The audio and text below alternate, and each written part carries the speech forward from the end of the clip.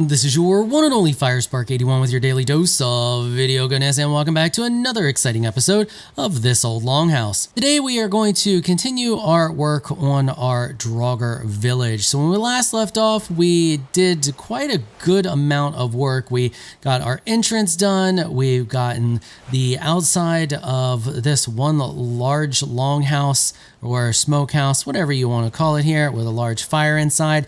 We still have interior decorating to do. We're going to get to all of that later. Right now we are working on the outside, and we're going to continue our work on the outside. We got this house all done. We got our towers over here done, and this house here as well, with a cozy little work spot, little campsite here beside of it. We're going to start off today with working on our other large house here, our large gathering house, meeting house. I don't know what we want to call these, but they're the only ones with fires inside of them. The smaller houses do not have them. So I want to make each of these different. So for this one here, I want to make this one look and feel like it's where food is prepared, since it's at the center of our village. So we got the grass all mowed back on this one side. We're going to start by doing a little bit of restructuring. We're going to knock out these three pillars here just to open this area up a little bit more. So we've created a nice little woven floor design here with some decoration for trim around the outside of it. And we now have a much more different look than what we have over here. One thing that I don't like when pieces come together is that they create like this gap here. You see this gap? Like, I hate this. It just looks terrible. We can fix this really easily like we did over here by sinking one of the stumps down in it, and it creates like this nice little rounded effect. In order to do that, we just have to do a little trickery here, and what we're going to do is just snap this slanted piece on like that, and then we're going to grab our log pole, 2mm or 2 meter, whatever it is, 2M, and we're going to hold shift and just slide it down that pole, and we're going to kind of eye it up. You can see there when we slide it down that edge there, we want to get it just the edge, and we may have to bring that pole forward a little bit, but I think right there. And there we go. So now we take a look at that. That looks way better than just that like divot there between these beam pieces. So now at this point, we want to make this area here look like it's an area for butchering animals before you bring them inside. And there we go. Now we have an area over here that looks like it's specifically designed for butchering animals. We have meat hanging, looking like it's drying.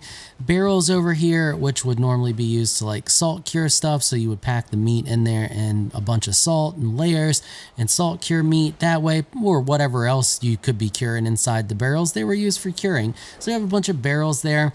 We have 2 butcher blocks ready to roll, and if we slip in under here, you can see we got a wide range of tools that could be used for whatever, including an axe, some hammers, and other random tools that are probably for blacksmithing, but we're going to say they're for butchering because imagination.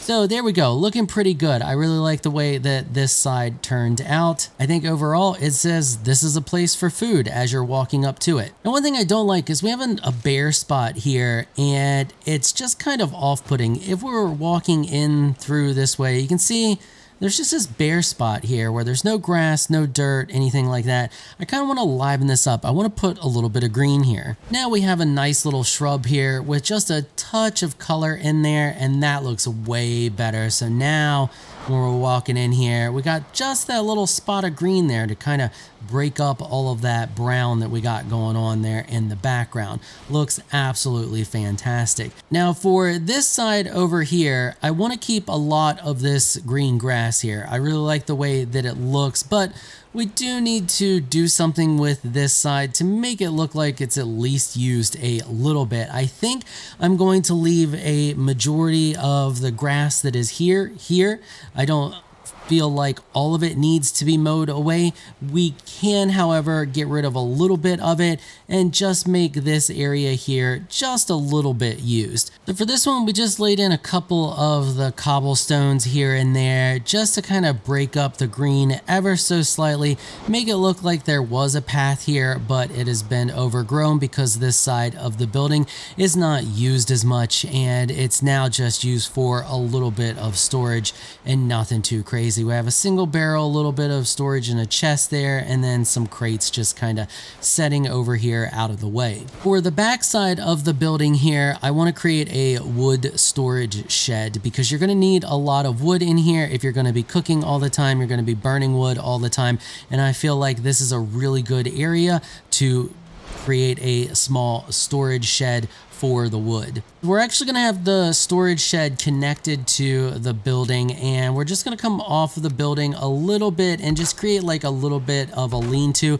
something a little more than what we have here, but something that can definitely hold a good amount of wood. And as you can see, we didn't do anything too crazy here. It's just a nice little roof connected to the side of the building that will protect the wood and keep it dry during whatever weather conditions you may have. We got nice big old stack of wood piled up in there, and it looks really nice. I like the way that that turned out, and it just goes to show you don't need anything too crazy to make all of the difference. Now, one thing I do want to do here is I do want to add a little bit of lighting. We have lighting all around the rest of the village, and I want to continue that theme of keeping the village lit at nighttime, and we're going to continue that with the standing torches. We're just going to place a standing torch there like so, and then a standing torch here as well, and that just lights up that area real nice. That way when you come out here, you have a little bit of light from that torch over there. And you know what, I think I want to add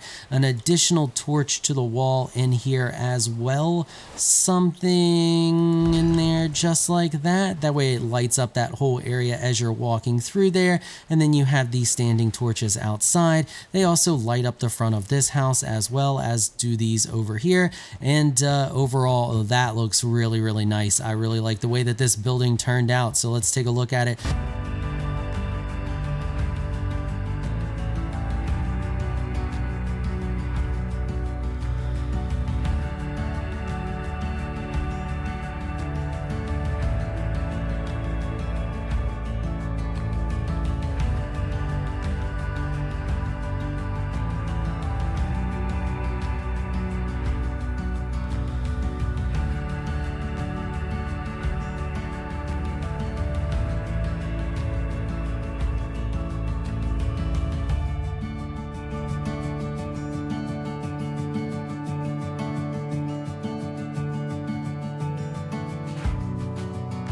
Moving on to this house here, I want some life in this area here. We don't really have any life in this village, and this is going to be the house for that. It's not necessarily going to be a house. I think it's going to be where we would keep all of our equipment and feed and everything else we would need to care for some outdoor pets.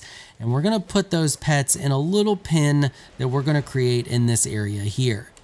In order to do that, we're going to have to do a little bit of landscaping though, kind of level this area out, work the land a little bit, and get it ready for some new friends. So we have the beginnings of our pen all laid out here. I just went with a nice little rustic fence, just a little log fence, similar to what we have over on this side, but instead of using the beams, we use the logs to make a custom fence. Nothing too crazy, just enough to keep our little piggy friends locked inside, but I do want a place for them to get out of the weather, so we're going to attach that to the back here. For our little piggy shelter attached to the back here, we just created a little half box shape, and we're going to use some simple wooden roofs and just attach them to the sides like so, and then we will fill in the back, and I think that's all I'm really going to do to it. It's just going to be an open area. The pigs can go in there, take shelter out of the rain, and they are good to go. All right, let's get some piggy friends in here. And there we go. Now that we got some piggies in there, we finally have a little bit of life in this village. Now the village is really starting to come alive. Not only do we have a lot of stuff to look at, we actually have some things moving around in here. I think for this little bit of area here, we're just going to do a little bit of landscaping work, plant a few shrubs, and call it good. Now, as we make our way through this side of the village, it looks much more filled out, a heck of a lot better. We got some shrub work going on here.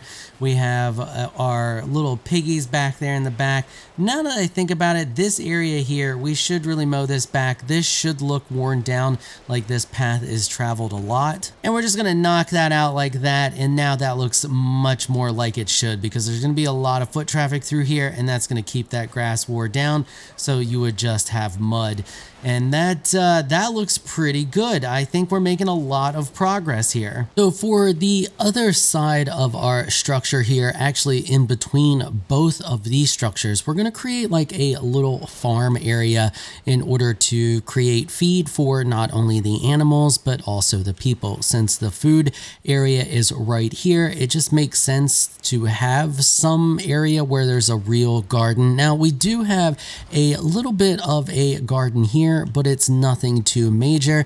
We're going to need a decent sized area for grain and grain processing. And I feel like right in here next to this area, since this is already going to be somewhat of a storehouse for the pig feed and everything else, that it also makes sense to have it next to this area as well. So the first thing we're going to do, we're going to clear out this old fence structure that was here, and then we are going to do some more landscaping. We're going to kind of even this out a little bit and just make it a very nice, smooth garden area. So now that we have this area all smoothed out and nice and even, we got gradual slopes all over and it looks really nice and smooth. It's time to figure out how we want to do this garden area. I don't think I'm going to put a fence on the front of this one. I do think I will put a little something here on the back, but it doesn't really make too much sense to me to have something on the front here, maybe just around the back side, right across here and here. And I kind of almost want to put a path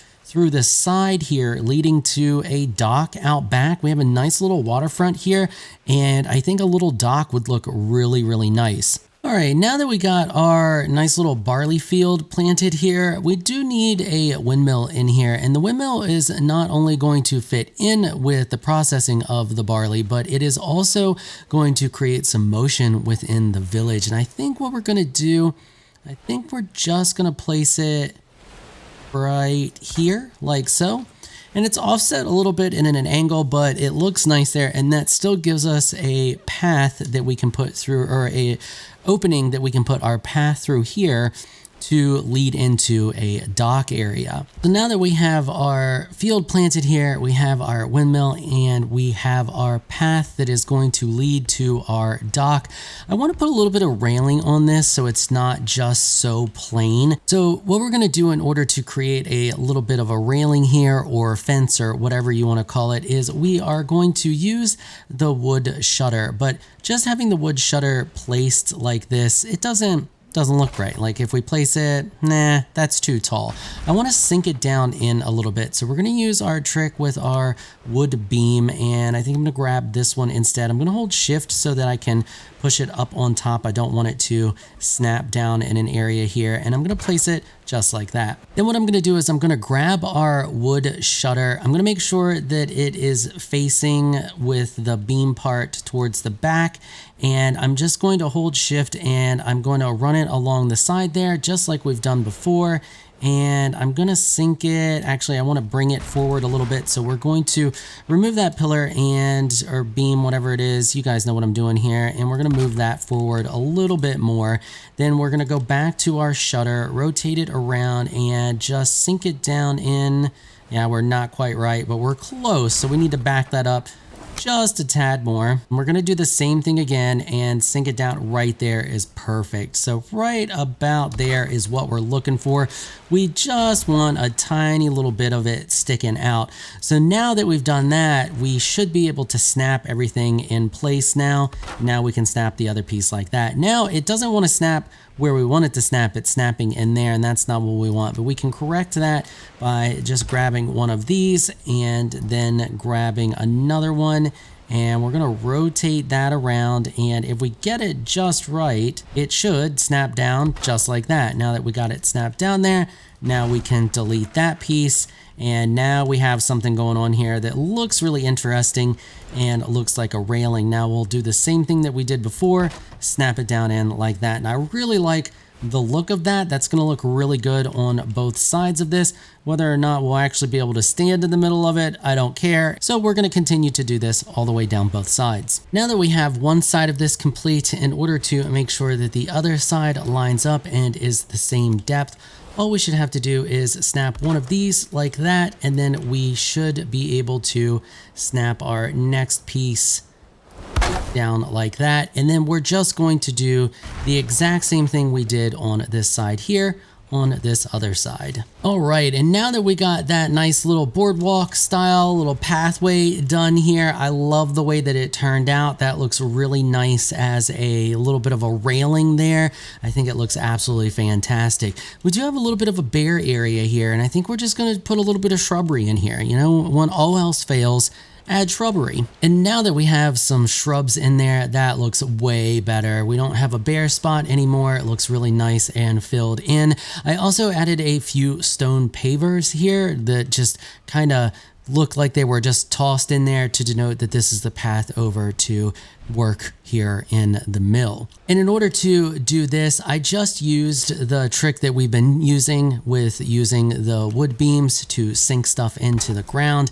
And for the pavers, I decided to use the stone pillars as opposed to the 1x1 stone wall, which we used over there next to the towers. I like the way that these look. They're a lot more clean, a lot cleaner edges on the sides. And we just held shift while we were sinking these down into the ground, put them right about there, and then place them. And when I was placing them, I made sure that I placed them in different angles, rotating them slightly left and right, just to make it look like they were just tossed down all willy-nilly in order to just make a quick path, like the person who was doing it didn't quite care how it looked. Overall, I'm pretty happy with this area so far. I think it turned out really nice. I do want to put some fence along the back side here, and I think for this I'm actually going to use the round pole fence. I don't really like the way the round pole fence looks. I don't like how it doesn't snap together, and I don't really care for it, but I do think that it is the fitting option for this area over here, and it's gonna look better than any custom made fence, because it's just going to look like something that was thrown up quickly, and that's kind of what we want for back here. And I think I'm going to bring this over just a little bit for now, and then I will finish placing it once we have the dock in place, because I'm not 100% sure how I want the design of the dock to look. It may come all the way over to here, it may not, but for now something like that looks pretty good. Let's take a look at how this looks from back here. Yeah, see, that looks really nice. I really like the way that that has turned out. It's going to look even nicer once there is a dock back there in the back. And I think with that, we are going to have to bring this episode to a close. We are almost done with the exterior and the landscaping of all of our buildings. We have two more buildings to do. We have the one side here in between these two, and then we have this side right here. I'm not 100% sure what I want to do with these, but we will figure out something. The whole village is coming along really nicely. As you can see, as we walk through here, it looks absolutely gorgeous. I love the way it's all coming together, and we still have the interiors to do, which is going to be a lot of fun designing the interiors of each of these buildings, but we're going to have to save that for the next episode. Hopefully you enjoyed this video. If you did, consider hitting the subscribe button and the notification bell so you can be notified when I upload the next episode in this series. I want to give an absolutely massive shout out and thank you to my supporters on Patreon for making this episode possible. Y'all are absolutely amazing people. If you would like to join my elite crew of Patreon supporters, please check out the link in the description below. If you enjoyed this video, please leave a comment down below. Let me know what you thought. If you're shy, you don't like to comment, just hit that thumbs up button and share your support. Until next time, thanks for watching.